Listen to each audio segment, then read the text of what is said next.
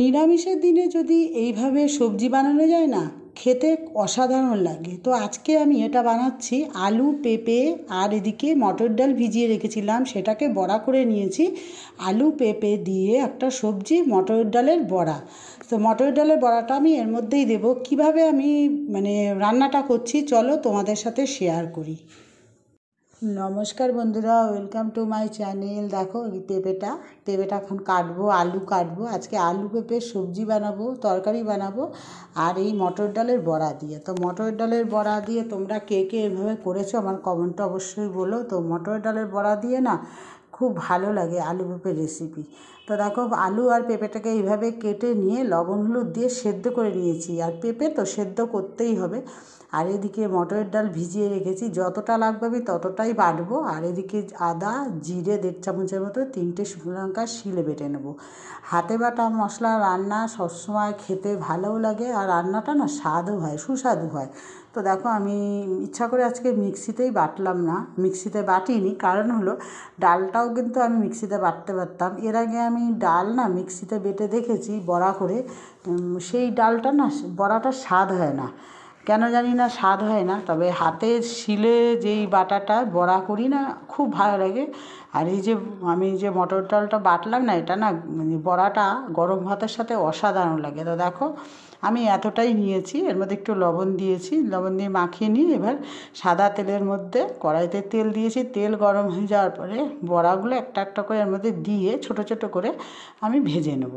আর এই যে বড়াটা ভাজছি না, এটা না গরম ভাতের সাথে একটা কাঁচা লঙ্কা দিয়ে দারুণ লাগে। কারণ আমি মাঝে মাঝেই না এইভাবে বড়া দিয়ে ভাত, যেদিনকে নিরামিষ হয়, অনেক দিন হয়তো আমরা তো শনি মঙ্গলবারে নিরামিষ খাই, এক এক দিন আমি ইচ্ছা করে এরকম করে শুধু গরম ভাতের সাথে আলু ভাতে দিয়ে এই বড়া দিয়ে না দারুণ লাগে। তোমরা করে দেখো। তো দেখো এইভাবে বড়াগুলো ভাজা চলছে।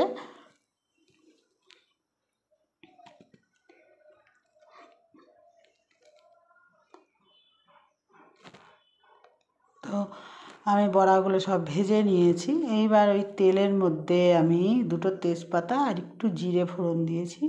দিয়ে যে সেদ্ধ করে রেখেছিলাম আলু আর পেঁপেটা, সেটা আমি এর মধ্যে দিয়ে ভেজে নেবো। আর একটা কথা বলি, পেঁপের যখনই রান্না করি আমি একটু ভাপ দিয়ে নিই লবণ হলুদ দিয়ে। কারণ হলো পেঁপেটা একটু তিতকুটে লাগে, সেটাকে একটু ভাপ দিয়ে নিলে পেঁপের একটা গন্ধ থাকে, সেই গন্ধটা চলে যায়। তারপরে তেলে কষিয়ে নিলে আর একটু গন্ধ থাকে না। এর জন্য আমি এটাকে ভালো করে ভেজে নেবো আলু আর পেঁপেটাকে।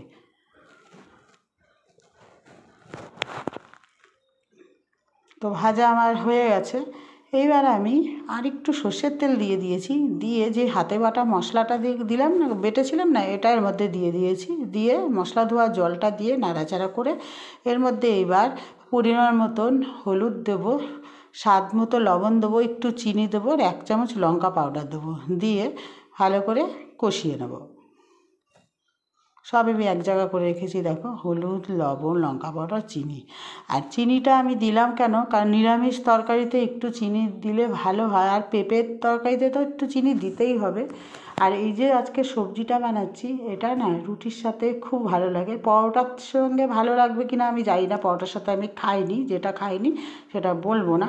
তো রুটির সাথে অসাধারণ লাগে। আর ভাতের সাথে তো তুলনাই নেই। নিরামিষের দিনে আমি মাঝে মাঝে এভাবে বানাই, যেদিনকে নিরামিষ খাই।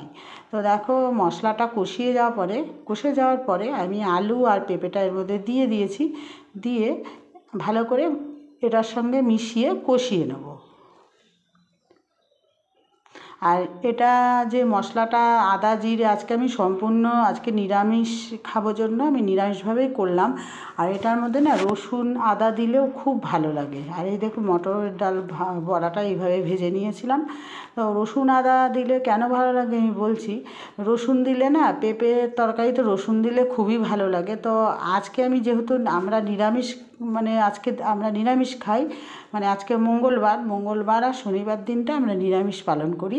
তার জন্য আমি এখানে রসুনও দিইনি, আদা দিয়েছি। এর মধ্যে রসুন দিলে সত্যি আরও ভালো হয়।